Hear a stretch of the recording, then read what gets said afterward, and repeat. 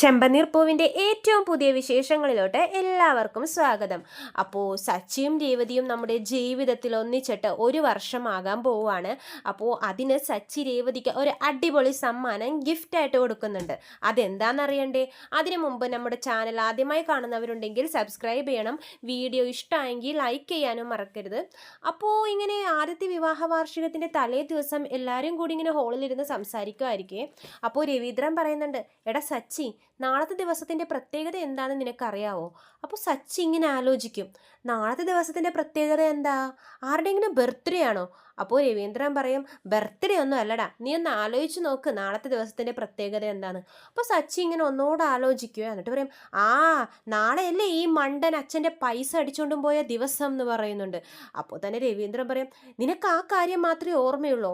അപ്പോൾ ബാക്കിയുള്ളവർക്കൊക്കെ കാര്യം മനസ്സിലാവുകയെ, കാരണം സുധി പൈസ അടിച്ചുകൊണ്ടും പോയ ദിവസമായിരുന്നല്ലോ സച്ചിയുടെയും രേവതിയുടെയും വിവാഹം. പക്ഷേ സച്ചിക്ക് അത് അത്ര പെട്ടെന്നൊന്നും ക്ലിക്കായില്ല. രേവതി ഇപ്പം പറയും സച്ചിയേട്ടൻ, ഇപ്പം പറയും സച്ചിയേട്ടൻ എന്ന് പറഞ്ഞ് ഇങ്ങനെ നോക്കി നിൽക്കുവാണ്. പക്ഷേ സച്ചി പറയുന്നില്ല.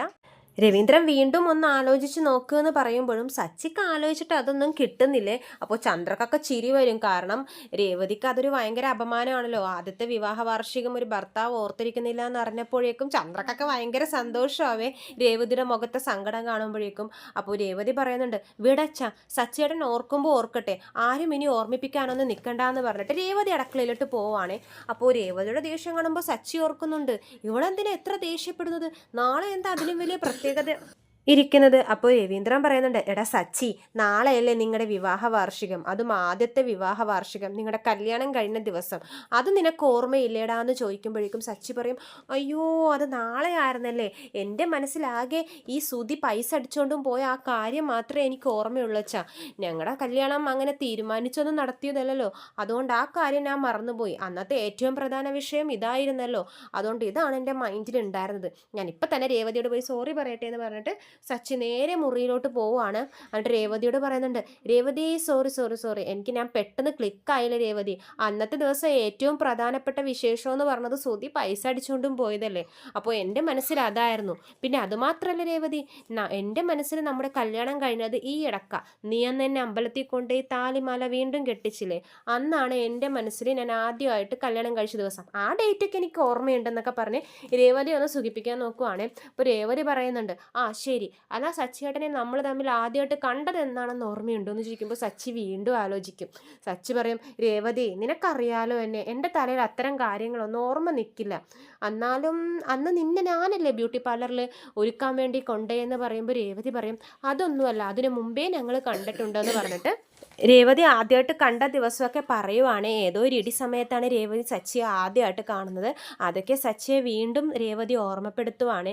പിന്നെ സച്ചി പറയും, നിനക്ക് പിന്നെ വേറെ എപ്പോഴാണ് നമ്മൾ കണ്ടത്? പിന്നെ നമ്മൾ കണ്ടത് കല്യാണത്തിനല്ലേ? അപ്പോൾ രേവതി പറയും, അല്ല, അതിൻ്റെ ഇടയിൽ കുറേ പ്രാവശ്യം ഞാൻ കണ്ടിട്ടുണ്ട് സച്ചിയേട്ടനെ കണ്ട ഓരോ നിമിഷവും എനിക്ക് ഓർമ്മയുണ്ടെന്നൊക്കെ പറയുമ്പോൾ സച്ചി പറയും, ആണോ, എന്നാൽ കേൾക്കട്ടെ, ഏതൊക്കെയാ അത്, ഞാൻ അങ്ങനെയെങ്കിലും ഒന്ന് ഓർത്തെടുക്കട്ടെ രേവതി എന്ന് പറഞ്ഞിട്ട് രേവതി പഴയ കാര്യങ്ങളൊക്കെ വീണ്ടും സച്ചി ഇങ്ങനെ ഓർമ്മപ്പെടുത്തുവാണ്. എപ്പോഴൊക്കെ കണ്ടു, എന്തൊക്കെ സംഭവിച്ചു, അങ്ങനെയുള്ള നല്ല മനോഹര നിമിഷങ്ങളിലൂടെ കടന്നു പോവാണ് ചെമ്പനീർ പൂവ്. അത് കഴിഞ്ഞിട്ട് പിറ്റേ ദിവസം വെളുപ്പിനെ ആവുമ്പോഴേക്കും നമ്മുടെ രേവതി പൂജാമുറിയിൽ നിന്ന് ഇങ്ങനെ പ്രാർത്ഥിക്കുകയാണ്. ആദ്യത്തെ കല്യാണം കഴിഞ്ഞിട്ട് ആദ്യത്തെ ആനിവേഴ്സറി അല്ലേ, അപ്പോൾ സച്ചിനെ വിളിച്ച് ദൈവത്തിന് മുമ്പിൽ നിർത്തി പ്രാർത്ഥിപ്പിക്കുന്നുണ്ട്. അപ്പോൾ സച്ചി പറയുന്നുണ്ട്, രേവതി വാ, ഞാൻ നിനക്കൊരു സമ്മാനം കൊണ്ടുവന്നിട്ടുണ്ട്. അപ്പോൾ രേവതി പറയും, സമ്മാനമോ? എന്ത് സമ്മാനം? അതൊക്കെ ഉണ്ട്, ഞാൻ എല്ലാവരെയും വിളിക്കട്ടെ എന്ന് പറഞ്ഞ് സച്ചി എല്ലാവരെയും വിളിക്കുവാണേ.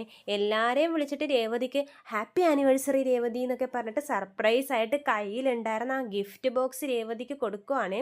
അത് കൊടുക്കാൻ പോകുമ്പോഴേക്കും നമ്മുടെ അച്ചാമ്മ വരുവാണ് വീട്ടിലോട്ട്. അച്ചാമ്മനെ കാണുമ്പോഴേക്കും സച്ചിക്ക് ഭയങ്കര സന്തോഷവും. സച്ചി പറയും, അച്ചാമ്മ ഇതെന്താ ആരോടും പറയാതെ പെട്ടെന്നൊരു ദിവസം? അപ്പോൾ അച്ചാമ്മ പറയും, ഇന്ന് വന്നില്ലെങ്കിൽ ഞാൻ എന്ന് വരാനാടാ, ഇന്നല്ലേ നിങ്ങളുടെ കല്യാണം കഴിഞ്ഞ ദിവസം.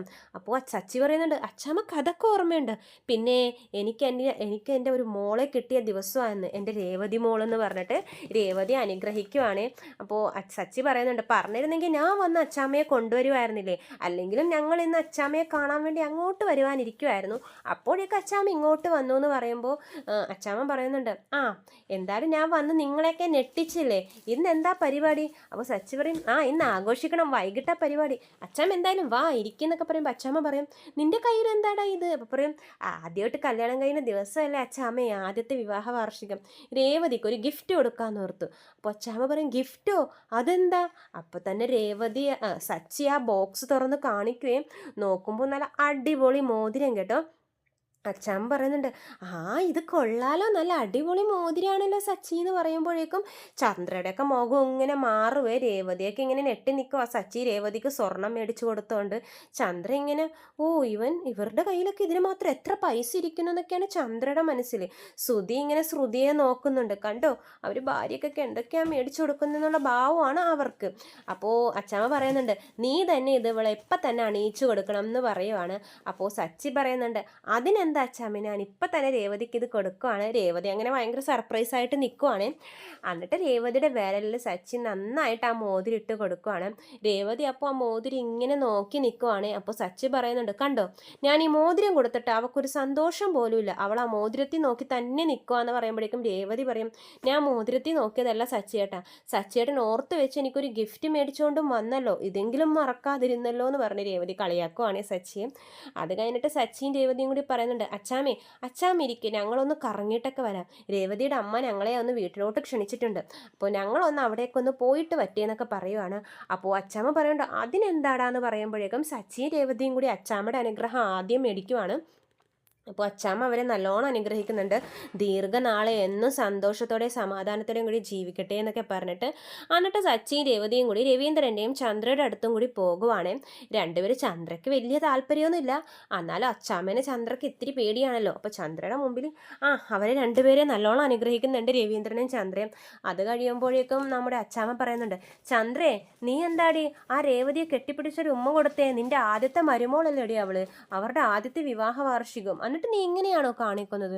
അപ്പോൾ ചന്ദ്ര പറയും അതിനെന്തിനാ ഇപ്പോൾ കെട്ടിപ്പിടിച്ച് ആദ്യത്തെ വിവാഹ വാർഷികത്തിന് കെട്ടിപ്പിടിക്കുകയൊക്കെ ചെയ്യുന്നതെന്ന് ചോദിക്കുമ്പോഴേക്കും അച്ഛമ്മ പറയുന്നുണ്ട് ഞാൻ പറയുന്നത് കേട്ടാൽ മതി, അവളാണ് ഈ വീട്ടിലെ ആദ്യത്തെ മരുമോള്, അവളാണ് നിൻ്റെ ഈ കുടുംബം നോക്കുന്നവൾ, ഈ കുടുംബത്തിൻ്റെ ഐശ്വര്യം, ഞാൻ പറയുന്ന പോലെ നീ ചെയ്യുമെന്ന് പറയുമ്പോഴേക്കും ചന്ദ്രക്ക് അച്ചാമ്മയെ പേടിയാണല്ലോ. ചന്ദ്ര അപ്പോൾ അച്ചാമ്മ പറയുന്നതും കേട്ട് നമ്മുടെ രേവതിയെ കെട്ടിപ്പിടിച്ചൊരു ഉമ്മയൊക്കെ കൊടുക്കുവാണ്. ആ കാഴ്ച കാണുമ്പോഴേക്കും നമ്മുടെ സച്ചിയുടെ കണ്ണിൽ നിന്നും വെള്ളമൊക്കെ വരുന്നുണ്ട്. രേവതിക്കും ഭയങ്കര സന്തോഷമായി, കാരണം രേവതിയും സച്ചിയും എല്ലാവരും ആഗ്രഹിച്ചൊരു നിമിഷമാണ് എപ്പോഴെങ്കിലും ചന്ദ്ര ഇതുപോലെ ഒന്ന് സന്തോഷത്തോടെ സ്നേഹിച്ച് കെട്ടിപ്പിടിച്ചിരുന്നെങ്കിലെന്ന്. ഏതായാലും ഇന്നെങ്കിലും ചന്ദ്ര അങ്ങനെ ചെയ്തല്ലോ. എൻ്റെ സച്ചിനെ രേവതിയും എന്നും അമ്മ സ്നേഹിക്കണം എന്ന് മാത്രമുള്ള സച്ചിയുടെ മനസ്സിൽ. പക്ഷെ ചന്ദ്രക്ക് ഇഷ്ടമല്ലാത്തതും ഇവരെയാണ്, അതെന്തെങ്കിലും മാറി വരുമായിരിക്കും. അപ്പോൾ രവീന്ദ്രൻ്റെയും കണ്ണിങ്ങനെ നിറയുവാണ് ചന്ദ്ര രേവതിയെ ചേർത്ത് പിടിച്ചപ്പോഴേക്കും. അപ്പോൾ എന്തായാലും അവർ പറയും ശരി, അപ്പോൾ ഞങ്ങളൊന്ന് പുറത്തൊക്കെ പോയി രേവതിയുടെ വീട്ടിലോട്ടൊക്കെ ഒന്ന് പോയിട്ട് പറ്റേ, അച്ചാമ്മ ഇവിടെ ഇരിക്കുമെന്ന് പറഞ്ഞ് അച്ചാമ്മ അവിടെ ഇരുത്തിയിട്ട് രണ്ടുപേരും കൂടി കറങ്ങാൻ പോവാണ്.